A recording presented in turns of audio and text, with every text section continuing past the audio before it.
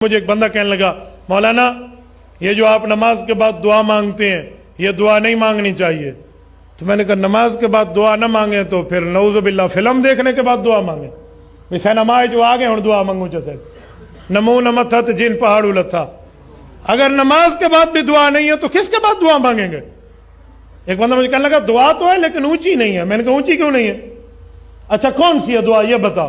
کہتے اللہم انک انت السلام ومنک السلام تبارک ربنا وتعالیت یا ذا الجلال والاکرام. تو میں نے کہا یہ کس نے مانگی تھی؟ کہتے حضور علیہ السلام نے. میں نے کہا اگر اونچی نہیں مانگنی تو پھر صحابہ نے سنی کیسے تھی کہ یہ دعا ہے؟ نماز کے بعد اجتماعی دعا نبی صلی اللہ علیہ وسلم سے کہیں بھی ثابت نہیں ہے، کوئی ضعیف حدیث بھی نہیں ملتی اس کے بارے میں. اسی وجہ سے فقہ کی کتابوں میں بھی اس کا تذکرہ نہیں ہے. یہ بر صغیر میں ایک چیز رائج ہو گئی ہے، تو اب جو چیز رائج ہو جائے اس کو ایک دم سے چھوڑنے میں فتنہ ہوتا ہے. تو اس لیے اس کو آرام آرام سے تمیز سے آہستہ آہستہ چھوڑنا چاہیے. جیسے میں نے اپنی مسجد میں پہلے اجتماعی دعا ہلکی پھلکی کرائی کچھ مہینے، پھر پہلے میں نے آہستہ شروع کی تو لوگ دیکھتے تھے یہ زور سے دعا کیوں نہیں مانگتے، تو ہم نے کہا پہلے سائلنٹ پہ آنے دو لوگوں کو. اجتماعی کراتا تھا لیکن آہستہ. پھر جب لوگ اس کے عادی ہو گئے اور اس کے بعد پھر میں نے اجتماعی بھی چھوڑ دی. اخپل طریقے سے مانگ رہا ہوں، یعنی ہاتھ اٹھاتا ہوں مگر نیت اجتماع کی نہیں ہوتی، اپنی پبلک اپنی مانگ رہی ہوتے ہیں، اپنی مانگ رہے ہوتے ہیں. جب یہاں تک اس کے لوگ عادی ہو گئے پھر اچھا پہلے تو یہ بتاتا تھا ہاتھ اٹھاتے ہوئے نا اللہم انت السلام یوں پڑھتا تھا، نیت ہوتی تھی اپنی.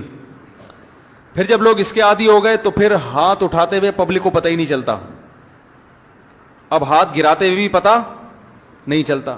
تو شروع میں لوگ کنفیوز ہے یار امام صاحب دعا ختم کرتے تھے پتہ ہی نہیں چل رہا ہوتا، کوئی نہ مس کال آتی ہے نہ کوئی آواز آتی ہے. تو کچھ لوگوں نے اعتراض کیا، کچھ مڑ مڑ کے دیکھ رہے ہوتے تھے ہاتھ گرائے کہ نہیں گرائے ہیں. تو میں اسے کہتا تمہیں اس سے کیا ہے کہ میں دعا مانگ رہا ہوں کہ نہیں مانگ رہا، تمہیں اس سے کیا مسئلہ ہے، میری مرضی. تو پہلے اس پہ اعتراضات ہوئے ہوتے ہوتے ہوتے یہ امام کو باہر نکالو، کسی نے کہا یہ پتہ نہیں کون سا آ گیا، یہ وہاں بھی ہے، کسی نے کہا کیا ہے. پھر جب اس کے عادی ہو گئے نا ابھی یہاں تک آ کے بریک لگ گئی ہے میری.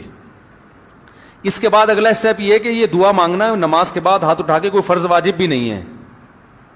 تو اس کو اتنا ضروری کیوں سمجھ رہے ہو بھائی؟ جو امام ہاتھ اٹھا کے نماز کے بعد دعا نہیں مانگتا اس کو امامت سے نکال دیتے ہیں. تو اب کچھ دنوں میں اس پہ بھی آہستہ آہستہ پبلک کو سیٹ کرنا ہے کہ اگر امام سلام پھیر کے تسبیح پڑھ کے گھر چلا جائے، دل میں دعا مانگ لے یا گھر جا کے مانگ لے، تو اللہ کی رسول کی طرف سے امام اس بات کا پابند نہیں ہے کہ وہ گن پوائنٹ پہ اس سے دعائیں منگوائی جائیں. لیکن ابھی لوگوں کا ہاضمہ اتنا ہوا نہیں ہے، یہ کر لیا تو نہیں آپ لوگ ہی میرے خلاف ہو جائیں گے. تو آہستہ آہستہ جہاں یہاں تک آ گئے تو اگلا اسٹیپ انشاءاللہ 10-20 سالوں میں وہ بھی ہو جائے گا. ٹھیک ہے نا؟ تو ایک دم فتنہ نہیں کھڑا کر دینا چاہیے، تمیز سے. ہر کام جب تمیز سے ہوتا ہے، لوگ کہتے ہیں نا کوئی اونچی آواز میں بات کرو گے تمیز سے بات کرو کہتے ہیں نا، تو یہ کام بھی انشاءاللہ ہم تھوڑی تھوڑی تمیز سے یہاں تک پہنچ گئے. یہ بھی بڑی بات ہے، یہاں تک ہماری مساجد میں اس اسٹیج تک پہنچنا بھی آسان کام نہیں ہے. اب دیکھیں جمعے میں دعا شارٹ ہے نا، آج جمعے کے بعد دعا مانگی میں نے نہیں ہے نا، پبلک کو پتہ بھی نہیں چلا، آپ لوگوں کو بھی پتہ چلے گا، چلے جائیں گے گھر. ٹھیک ہے، کوئی جمعے کے بعد تو اجتماعی دعائیں مانگی جاتی ہیں، کوئی ضروری تھوڑی ہیں. تو کوئی ایک بندہ ایسا بھی ہونا چاہیے جو یہ نہ مانگ رہا ہو، یہ بتانے کے لیے کہ وہ فرض نہیں ہے. جو اجتماعی دعا خطبے میں ہوتی ہے وہ تو سنت ہے، وہ ہو گئی.